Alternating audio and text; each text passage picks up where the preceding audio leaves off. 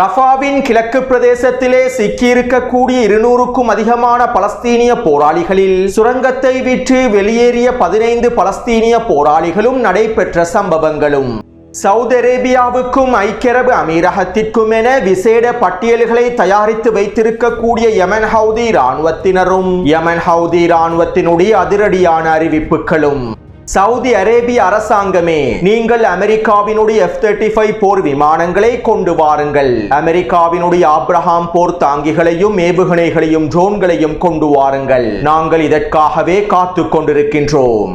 Hezbollah இராணுவத்தினர் Israeli ஆக்கிரமிப்புக்கு எதிராக preemptive முன்கூட்டிய தாக்குதல்களை மேற்கொள்வார்களா?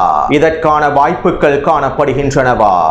வெனிசுவேலாவினுடைய களத்திலே ஏற்பட்டிருக்கக்கூடிய உச்ச பதற்ற நிலைமையும் எதிர்க்கட்சி புள்ளிகளை தட்டி தூக்கும் வெனிசுவேலாவினுடைய அரசாங்கமும் காசாவிலே ஹமாஸை நிராயுதபாணியாக்கி ஏனைய எதிர்ப்பு குழுக்களையும் பலஸ்தீனிய போராளிகளையும் நிராயுதபாணியாக்கி காசாவை இராணுவமயமாக்கப்படாத பிரதேசமாக மாற்றுவதற்கு 5 வருட காலக்கெடுவை டொனால்ட் ட்ரம்புக்கு வழங்கியிருக்கக்கூடிய சவுதி ஜோனி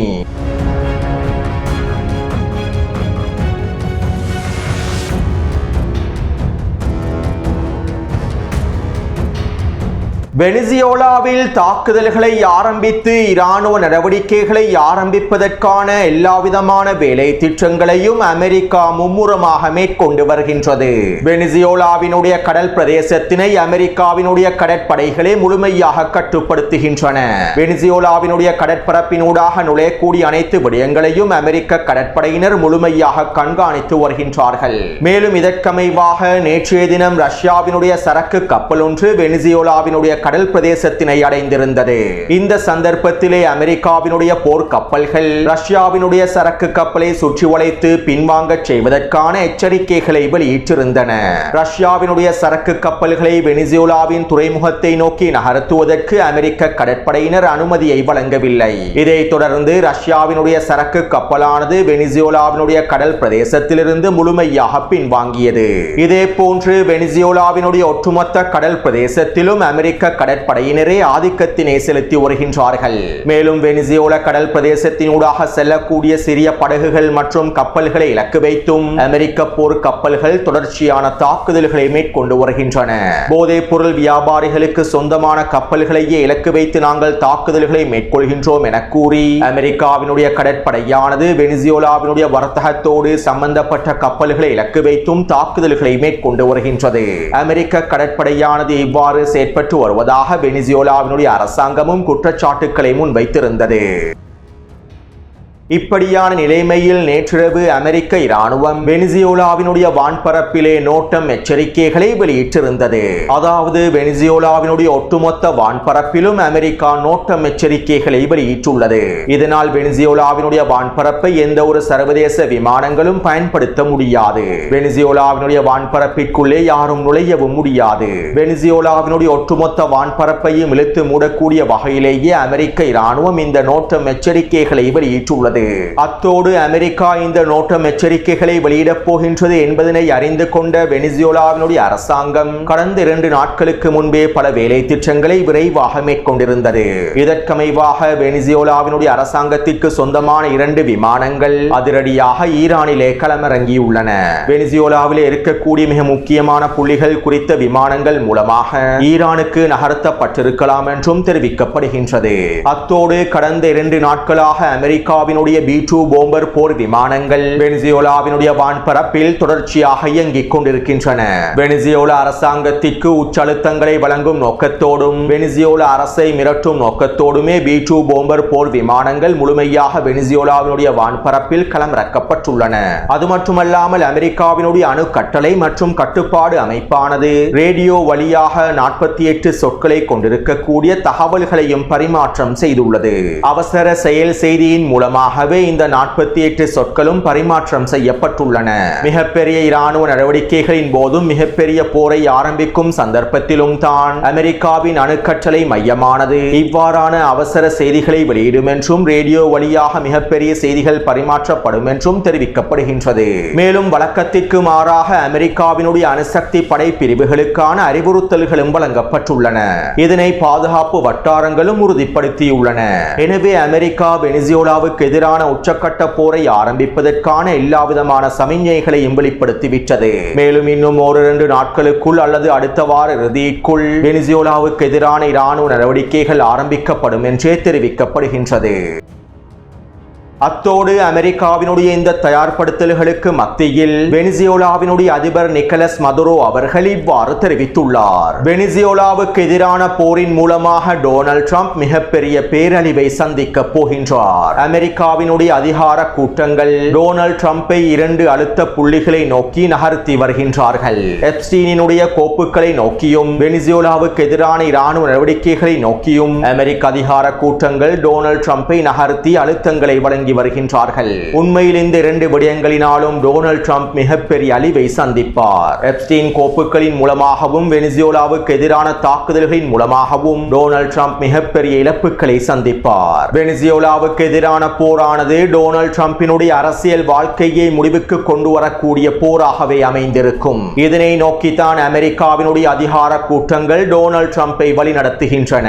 காலை மாற்றுக்கு முன் சிவப்பு துண்டை அசைப்பது போன்றே அவர்கள் வெனிசுவேலா விடயத்திலும் கையாளப் போகின்றார்கள். இதனால் அமெரிக்க அதிகார கூட்டங்கள் டொனால்ட் ட்ரம்பை மலை உச்சியை நோக்கி நகர்த்துகின்றார்கள். மேலும் விரைவில் இதனை டொனால்ட் ட்ரம்பே புரிந்து கொள்வார். அதே நேரம் நாங்கள் போருக்கு முழுமையாக தயாராகவே இருக்கின்றோம். வெனிசுவேலாவினுடைய இராணுவமும் வெனிசுவேலா மக்களும் அமெரிக்காவுக்கு எதிரான போருக்கு முழுமையாக தயாராகவே இருக்கின்றார்கள் என வெனிசுவேலாவினுடைய அதிபர் நிக்கலஸ் மதுரோ அவர்கள் தெரிவித்துள்ளார். அத்தோடு வெனிசுவேலாவினுடைய எதிர்க்கட்சி புள்ளிகளை தட்டி தூக்குவதற்கான உத்தரவுகளை நிக்கலஸ் மதுரோ அவர்கள் பிறப்பித்துள்ளார். இதற்கமைவாக கடந்த 3 நாட்களுக்குள்ளே வெனிசுவேலாவினுடைய மிக முக்கியமான எதிர்க்கட்சி புள்ளிகளில் 5 பேரை வெனிசுவேலாவினுடைய அரசாங்கம் தட்டி தூக்கியுள்ளது.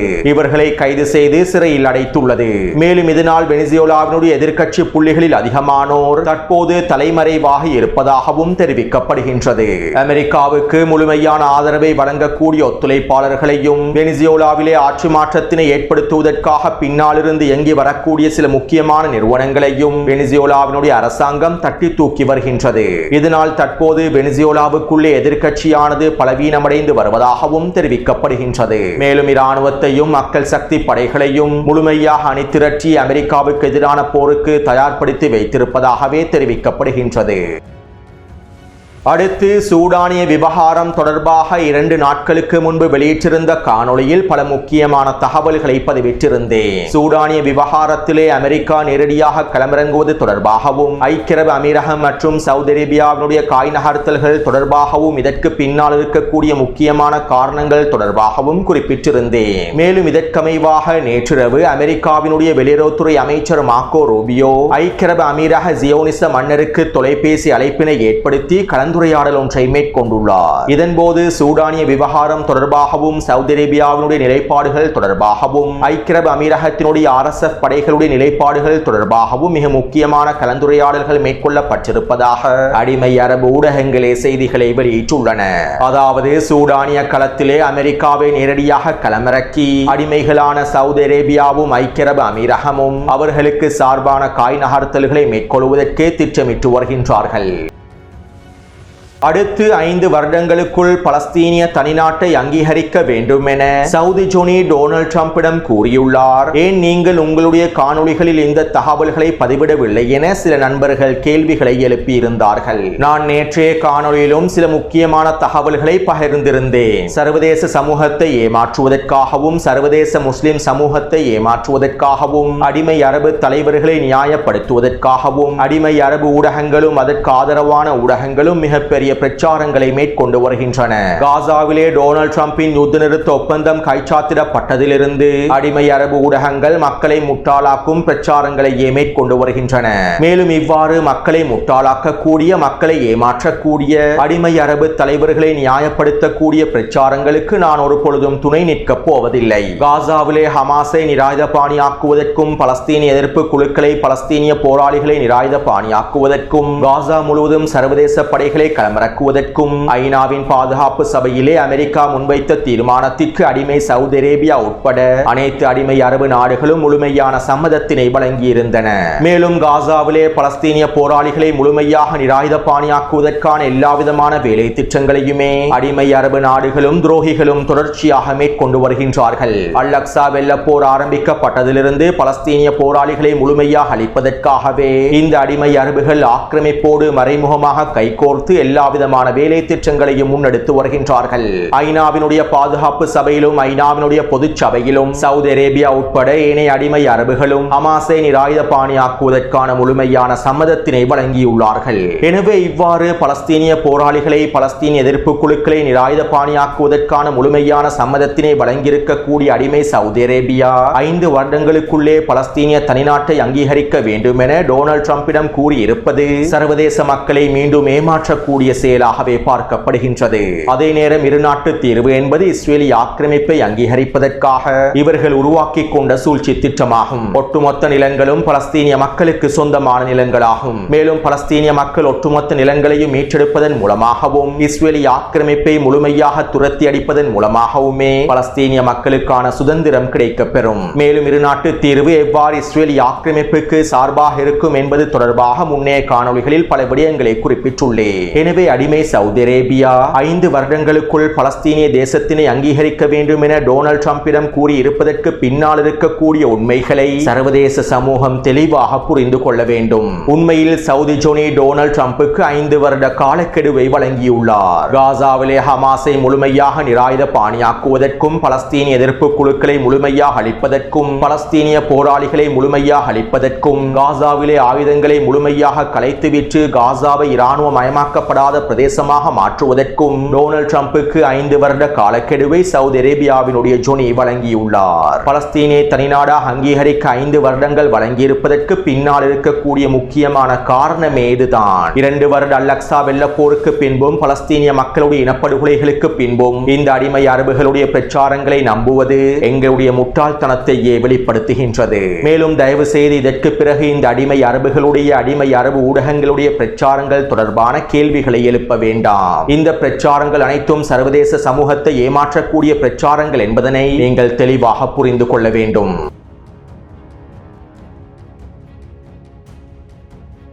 தெற்கு லெபனான் பிரதேசத்திலே இஸ்ரேலிய ஆக்கிரமிப்பு ராணுவம் வீரியமான தாக்குதல்களை மேற்கொண்டு வருகின்றது.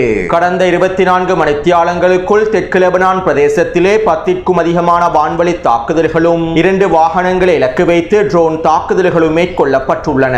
இந்த தாக்குதல்களிலே ஹிஸ்புல்லா ராணுவத்தினுடைய 2 உறுப்பினர்கள் படுகொலை செய்யப்பட்டுள்ளார்கள். அதாவது ஒரு நாளைக்கு ஒரு ஹிஸ்புல்லா ராணுவ வீரர் வீதம் இஸ்ரேலிய ஆக்கிரமிப்பு ராணுவம் படுகொலை செய்து வருகின்றது. லெபனானிலே யுத்த நிறுத்த ஒப்பந்தம் மேற்கொள்ளப்பட்டு 350 நாட்கள் கடந்துள்ள நிலைமையில் 370க்கும் அதிகமான ஹிஸ்புல்லா உறுப்பினர்கள் படுகொலை செய்யப்பட்டுள்ளார்கள். மேலும் லெபனானினுடைய கடல் பிரதேசத்திலும் தெற்கு வான்பரப்பு பிரதேசத்திலும் அமெரிக்காவும் பிரித்தானியாவும் அவர்களுடைய அனைத்து உளவு ட்ரோன்களையும் முழுமையாக களமிறக்கியுள்ளார்கள். ஹிஸ்புல்லா ராணுவத்தினர் தொடர்பான அனைத்து விதமான உளவு தகவல்களையும் பெற்றுக் கொள்வதற்காக அமெரிக்காவும் பிரித்தானியாவும் கடந்த 2 வாரங்களாக தெற்கு லெபனான் பிரதேசத்தில் வீரியமாக செயற்பட்டு வருகின்றன.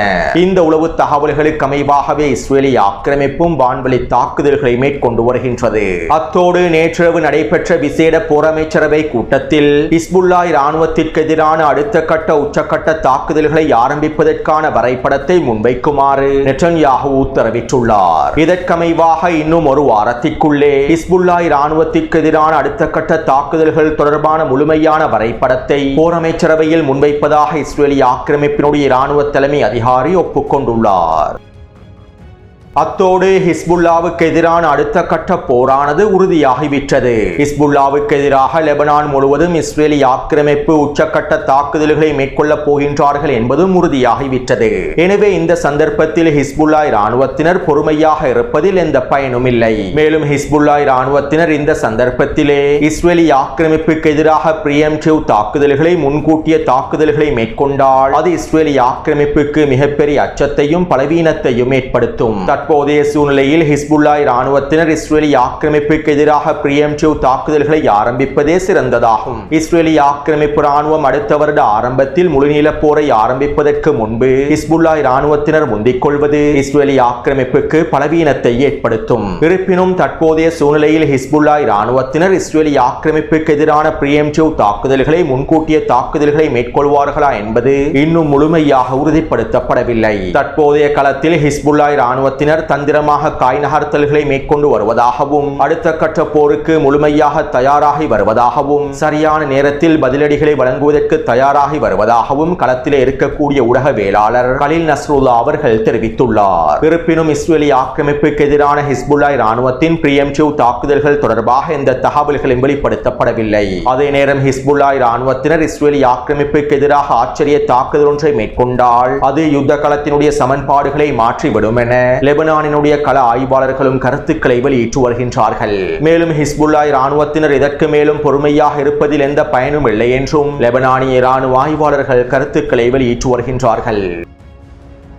அடுத்து யெமன் ஹவுதி இராணுவத்தினர் சவுதி அரேபியாவுக்கு எதிராகவும் அமீரகத்திற்கு எதிராகவும் அடுத்த கட்ட போருக்கு தயாராகி வருகின்றார்கள். அடிமை சவுதி அரேபியாவுக்கும் அடிமை ஐக்கிய அரபு அமீரகத்திற்கும் சிறந்த பாடத்தினை கற்பிக்க வேண்டும் என்பதற்காக யெமன் ஹவுதிகளும் ஒட்டுமொத்த யெமன் மக்களும் பழங்குடி மக்களும் முழுமையாக தயாராகி வருகின்றார்கள். நேற்றைய தினம் யெமனினுடைய மாரிப் பிரதேசத்தில் இருக்கக்கூடிய பழங்குடி குழுக்கள் அணிதிரட்டல்களை மேற்கொண்டு போருக்கு தயாராக இருப்பதாக அறிவித்துள்ளார்கள். இவை தொடர்பான காணொளிகளை டெலிகிராம் சேனலில் பதிவிட்டுள்ளேன். அதே போன்று இந்த வாரத்திற்குள்ளே மாத்திரம் மெட்ரிக்கும் அதிகமான யெமன் ஹவுதிகளுடைய பழங்குடி குழுக்கள் அணிதிரட்டல்களை மேற்கொண்டு போருக்கு முழுமையாக தயாராக இருப்பதாக அறிவித்துள்ளார்கள். மேலும் யெமனினுடைய வடக்கு சதா எல்லை பிரதேசத்திலே தொடர்ச்சியான தாக்குதல்களையும் யெமன் ஹவுதிகள் முன்வரிசையில் மேற்கொண்டு வருகின்றார்கள். இன்று காலையும் யெமனினுடைய வடக்கு பிரதேசத்திலே சவுதி அரேபியாவினுடைய இராணுவ படைகளுக்கு எதிராக வீரியமான தாக்குதல்கள் பீரங்கி தாக்குதல்கள் மேற்கொள்ளப்பட்டிருப்பதாகவும் பாதுகாப்பு வட்டாரங்கள் உறுதிப்படுத்தியுள்ளன. இப்படியான நிலைமையில் யெமன் ஹவுதி இராணுவத்தின் மூத்த தலைவர் ஒருவர் யெமன் ஊடகத்திற்கு வழங்கிய நேர்காணலில் இவ்வாறு தெரிவித்தார். யெமனுக்கு எதிராக அடுத்த கட்ட போரை ஆரம்பிப்பதற்கு சவுதி அரேபியாவும் அமீரகமும் தயாராகி வருகின்றன. இவை தொடர்பான எல்லா விதமான உளவு தகவல்களும் எங்களுக்கு கிடைக்க பெற்றுள்ளன. ஆனால் இவர்கள் ஒரு விடயத்தினை தெளிவாக புரிந்து கொள்ள வேண்டும். யெமனுக்கு எதிரான அடுத்த கட்ட போரிலே நாங்கள் சவுதி அரேபியாவினுடைய அரம்கோ எண்ணெய் கிணறுகளை மாத்திரம் இலக்கு வைக்கப் போவதில்லை. இவர்களுடைய எண்ணெய் கிணறுகளை மாத்திரம் நாங்கள் இலக்கு வைக்கப் போவதில்லை. சவுதி அரேபியாவினுடைய எண்ணெய் வசதிகள், உப்பு நீக்கும் ஆலைகள், ஏற்றுமதி துறைமுகங்கள், ஜியோனிஸ் ஆக்கிரமிப்புக்கு உதவக்கூடிய வர்த்தக பாதைகள், விமான நிலையங்கள், இராணுவ தளங்கள், எரிசக்தி மையங்கள் மற்றும் மின்சார உற்பத்தி நிலையங்கள் என அனைத்து மூலோபாய பிரதேசங்களையும் இலக்கு வைத்து நாங்கள் தாக்குதல்களை மேற்கொள்வோம். சவுதி அரேபியாவுக்கும் அமீரகத்திற்குமான பட்டியலை நாங்கள் தற்போது தயார் செய்து வைத்திருக்கின்றோம். யெமன் மக்கள் அவர்களுடைய மாலை பொழுதுகளை கழிப்பதற்காக அமெரிக்காவினுடைய MQ-9 ட்ரோன்களை சுட்டு வீழ்த்தினார்கள். பல மில்லியன் டாலர் பெறுமதியான அமெரிக்காவின் MQ-9 ட்ரோன்களை எங்களுடைய யெமன் மக்கள் துப்பாக்கி ரவைகளினால் சுட்டு வீழ்த்தினார்கள். தற்போது நீங்கள் அமெரிக்காவினுடைய F-35 போர் விமானங்களையும் அமெரிக்காவின் ஆப்ரஹாம் போர் தாங்கி வாகனங்களையும் MQ-9 ட்ரோன்களையும் அமெரிக்காவின் இன்னும் ஏனைய நவீன ஆயுதங்களையும் ஏவுகணைகளையும் பெற்றுக் கொண்டுள்ளீர்கள். எனவே அமெரிக்காவினுடைய F-35 போர் விமானங்களையும் ஆப்ரஹாம் போர் தாங்கிகளையும் ஏவுகணைகளையும் ட்ரோன்களையும் நீங்கள் கொண்டு வாருங்கள். இதற்காகத்தான் நாங்கள் காத்துக் கொண்டிருக்கின்றோம். F-35 போர் விமானங்களுக்காகவும் அமெரிக்காவினுடைய ஆயுதங்களுக்காகவும் ட்ரோன்களுக்காகவும் எங்களுடைய மக்கள் காத்துக் கொண்டிருக்கின்றார்கள். மேலும் நாங்கள் அமெரிக்காவின் மிகப்பெரிய போர் கப்பல்களையும் ஒட்டுமொத்த கடற்படையையும் செங்கடல் பிரதேசத்திலே துரத்தி அடித்தோம். இதனால் இந்த அமெரிக்க போர் விமானங்களையும் தாங்கிகளையும் ட்ரோன்களையும் காண்பித்து எங்களை பயமுறுத்த முடியாது. மேலும் நீங்கள் இந்த போர் விமானங்களையும் போர் தாங்கிகளையும் எச்சரிக்கைக்காக மாத்திரமே பயன்படுத்த முடியும். யுத்த களத்திலே அமெரிக்காவினுடைய F-35 போர் விமானங்களும் அமெரிக்காவினுடைய போர் தாங்கிகளும் உங்களுடைய பாதுகாப்பை ஒரு பொழுதும் உறுதிப்படுத்தாது. அமெரிக்காவினுடைய போர் விமானங்களும் ஆயுதங்களும் உங்களை ஒரு பொழுதும் பாதுகாக்காது என்பதனை அடுத்த யுத்த களத்தில் நீங்கள் தெளிவாக புரிந்து கொள்வீர்கள். எங்களிடம் குறைவான திறன்கள் இருக்கும் போதே நாங்கள் உங்களுக்கு எதிரான வீரியமான தாக்குதல்களை மேற்கொண்டிருந்தோம். தற்போது எங்களுடைய திறன்கள் பல மடங்கினால் அதிகரித்துள்ளன. இறைவனின் உதவியோடு எங்களுடைய இராணுவ பலம் பல மடங்கினால் அதிகரிக்கப்பட்டுள்ளது. அறிவிக்கப்பட்டுள்ளது. இதனால் நாங்கள் யுத்த களத்தில் நீங்கள் எதிர்பார்க்காத ஆச்சரியங்களை உங்களுக்கு வழங்குவோம். இதனால் முன்பை விட தற்போதைய போரிலே நீங்கள் அதிகளவான இழப்புகளையே சந்திக்கப் போகின்றீர்கள் என யமன் ஹவுதி ராணுவத்தினுடைய மூத்த தலைவர் குறித்த நேர்காணலில் தெரிவித்துள்ளார். எனவே யமன் ஹவுதி ராணுவத்தினரும் யமன் மக்களும் அடிமை சவுதி அரேபியா மற்றும் அடிமை அமீரகத்திற்கு எதிரான அடுத்த கட்ட போருக்கு முழுமையாக தயாராகியுள்ளார்கள் என்பதனை இதிலிருந்து எங்களுக்கு தெளிவாக புரிந்து கொள்ளலாம். அடுத்து காசாவின் களத்திலே இஸ்ரேலிய ஆக்கிரமிப்பு ராணுவம் தொடர்ச்சியான தாக்குதல்களை மேற்கொண்டு வருகின்றது. மேலும் நேற்றைய தினம் ரஃபாவின் கிழக்கு பிரதேச சுரங்கப்பாதைகளில் சிக்கியிருக்கக்கூடிய போராளிகளில் 15 போராளிகள் சுரங்கத்தை விட்டு வெளியேறியுள்ளார்கள். ரஃபாவினுடைய கிழக்கு பிரதேசமான இஸ்ரேலிய ஆக்கிரமிப்பின் கட்டுப்பாட்டுக்குள்ளே இருக்கக்கூடிய பிரதேசமான ஜெனினா பிரதேசத்தில் இருக்கக்கூடிய சுரங்கப்பாதை ஒன்றில் இருந்தே இந்த 15 பலஸ்தீனிய போராளிகளும் வெளிப்பட்டுள்ளார்கள். மேலும் இவ்வாறு வெளியான 15 பலஸ்தீனிய போராளிகளையும் இஸ்ரேலிய ஆக்கிரமிப்பின் வான்படையும் ட்ரோன்களும் முழுமையாக கண்காணித்துள்ளன. இதனால் இந்த சந்தர்ப்பத்திலே இஸ்ரேலிய ஆக்கிரமிப்பு பலஸ்தீனிய போராளிகளுக்கு எதிராக வான்வழி தாக்குதல்களையும் ட்ரோன் தாக்குதல்களையும் மேற்கொண்டுள்ளது. இந்த தாக்குதல்களிலே 7 பலஸ்தீனிய போராளிகள் கொல்லப்பட்டுள்ளார்கள். மேலும் 8 பலஸ்தீனிய போராளிகள் படுகாயங்களுக்குள்ளாக்கப்பட்டுள்ளார்கள். இவ்வாறு பலஸ்தீனிய போராளிகள் படுகாயமடைந்ததற்கு பின்பு ஆக்கிரமிப்பு ராணுவம் அவர்களை சுற்றி வளைத்து கைது செய்துள்ளது. மேலும் அவர்களை இராணுவ வைத்தியசாலையில் அனுமதித்து அவர்களிடமிருந்து உளவு தகவல்களை பெற்றுக் கொள்வதற்கான விசாரணைகளை ஆரம்பித்திருப்பதாகவும் இஸ்ரேலிய ஆக்கிரமிப்பு ஊடகங்கள் தெரிவித்துள்ளன. அதாவது சுரங்கப்பாதையில் 200க்கும் அதிகமான பலஸ்தீனிய போராளிகள் சிக்கிக் கொண்டுள்ளார்கள். மேலும் சுரங்கப்பாதையில் இருந்து வெளிப்பட்டு தாக்குதல்களை மேற்கொள்வதற்கு முன்பு எவ்வாறான முன்னெச்சரிக்கைகளை மேற்கொள்ள வேண்டும் என்பதனை திட்டமிடுவதற்காகவே இந்த 15 பலஸ்தீனிய போராளிகளும் ஆரம்பத்தில் வெளியேறி இருப்பதாகவும் காசாவின் களத்தில் இருக்கக்கூடிய ஊடகவியலாளர்கள் சுட்டிக்காட்டியுள்ளார்கள். மேலும் இனி வரக்கூடிய நாட்களில் எஞ்சிருக்கக்கூடிய பலஸ்தீனிய போராளிகளும் சுரங்கப்பாதைகளில் இருந்து வெளிப்படுவார்கள் என்றும் தெரிவிக்கப்படுகின்றது. இந்த சந்தர்ப்பத்திலே இஸ்ரேலிய ஆக்கிரமிப்பு ராணுவத்திற்கு எதிராக தாக்குதல்களை மேற்கொண்டு காசாவின் மேற்கு பிரதேசத்தை நோக்கி இவர்கள் நகர்வார்கள் என்றும் தெரிவிக்கப்படுகின்றது. அத்தோடு இந்த காணொளி தொடர்பான கருத்துக்களை பதிவிடுங்கள். தொடர்ந்தும் என்னுடன் இணைந்திருங்கள். நன்றி, வணக்கம்.